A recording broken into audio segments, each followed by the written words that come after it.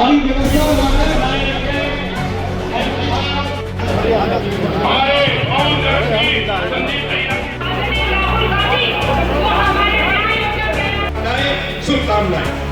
का भी धन्यवाद करता हूँ साथियों। सोनीपत के मूर्थल रोड स्थित एक निजी बैंक्वेट हॉल में बाबा साहब डॉक्टर भीमराव अंबेडकर जयंती के उपलक्ष्य में कांग्रेस का भव्य कार्यक्रम आयोजित किया गया। इस मौके पर मुख्य अतिथि के रूप में पहुंचे रोहतक सांसद दीपेंद्र सिंह हुड्डा ने कार्यकर्ताओं में जोश बढ़ते हुए संविधान की रक्षा का संकल्प लिया। सांसद ने मंच से दो टूक कहा कि बाबा साहब का बनाया हुआ संविधान ही देश की आत्मा है और यदि किसी ने भी इसे बदलने या कमजोर करने की जरूरत की तो कांग्रेस का एक एक कार्यकर्ता ढाल बनकर खड़ा होगा और अपनी जगह से टस से मस नहीं होगा। किसानों के मुद्दे पर सरकार को आड़े हाथों लेते हुए दीपेंद्र हुड्डा ने इसे पूरी तरह मंडी विरोधी सरकार करार किया। उन्होंने कहा कि बायोमेट्रिक खरीद प्रक्रिया और बार बार ठप होने वाले सरकारी पोर्टल ने किसानों की कमर तोड़ दी है। किसान अपनी फसल बेचने के लिए घंटों लाइनों में लगने को मजबूर है, लेकिन तकनीकी खामियों के कारण उसकी सुनवाई नहीं हो रही। सांसद ने तंज कसते हुए कहा कि नई व्यवस्थाओं के नाम पर सरकार केवल किसानों को प्रताड़ित करने का काम कर रही है, जिससे खेती और किसान दोनों संकट में हैं। हुड्डा ने मंडियों की बदहाली का जिक्र करते हुए कहा कि आज अन्नदाता का अनाज मंडियों में भगवान भरोसे खुले में पड़ा है। गोदामों में जगह की कमी और उठान न होने की वजह से आंधी बारिश में फसल खराब हो रही है, जिससे किसानों को भारी आर्थिक नुकसान झेलना पड़ रहा है। कार्यक्रम के अंत में उन्होंने जिला कांग्रेस कार्यकर्ताओं से एकजुट होकर किसान आंदोलन और संविधान की रक्षा के लिए संघर्ष जारी रखने का आह्वान किया। इस दौरान सोनीपत जिला अध्यक्ष सहित बड़ी संख्या में स्थानीय नेता और कार्यकर्ता मौजूद रहे। संविधान तो जो लोग 400 पार का नारा देकर संविधान को बदलने की, संविधान को तोड़ने की बातें करते थे, उनके मंसूबों को हम कामयाब नहीं होने देंगे।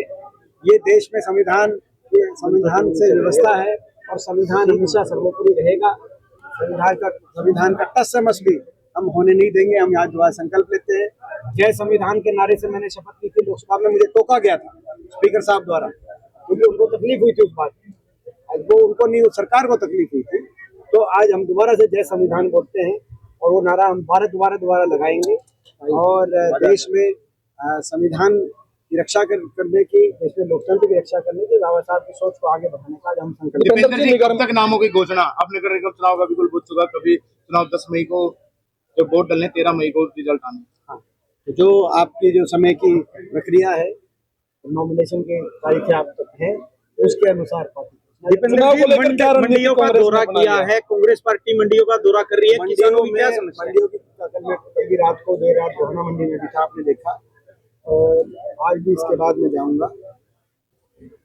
किसानों की बड़ी भारी दुर्दशा मंडियों में, बड़े समस्याओं का सामना करना पड़ रहा है। किसानों को भी, आड़तियों को भी ये सरकार एक तरीके से कटघरे में खड़ा कर रही है प्रदेश के हर किसान कि आप कहते हैं कि पहले ही उनको कसूरवार ठहरा रही है और ये कह रही है कि आप अपने बायोमेट्रिक पे आप अपने आप को ये प्रूव करें कि आप ठीक है।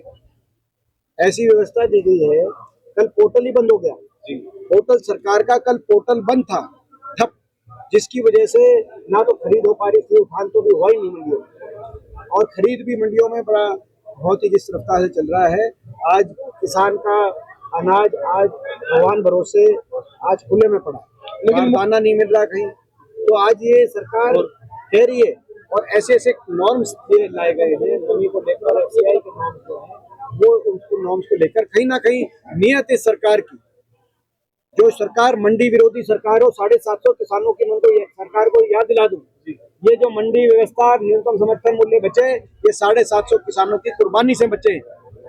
ना तो इन्होंने तो इस मंडियों को खत्म करने का अपना सरकार ने कदम बढ़ा दिया था, लेकिन उसको खत्म तो नहीं कर पाई है। लेकिन बैकडोर से इस तरह के कठिन नियम बना के कहीं ना कहीं किसान को प्रताड़ित करके ये सरकार अपने। लेकिन मुख्यमंत्री जी तो ये कह रहे हैं कि 24 घंटे किसानों की फसल की खरीद की जा रही है। आप मंडियों में जाके देखिए, मुख्यमंत्री जी जो कह रहे हैं उसको वेरीफाई तो आप करोगे, आप मीडिया के। हम तो जा रहे हैं मंडियों में, जा रहे हैं और हम सच्चाई सामने ला रहे हैं। दीपेंद्र जी, नोएडा में श्रमिक आंदोलन चल रहा है, 60 मजदूरों पर FIR हुई है, झड़प्पी हुई है। श्रमिकों की मांग ये है कि वेतन नहीं बढ़ रहा, हालांकि सरकार ये कह रही है कि न्यूनतम वेतन ज्यादा हो, लेकिन उसके बाद भी अब उन्हीं मजदूरों पर 70 FIR हुई है।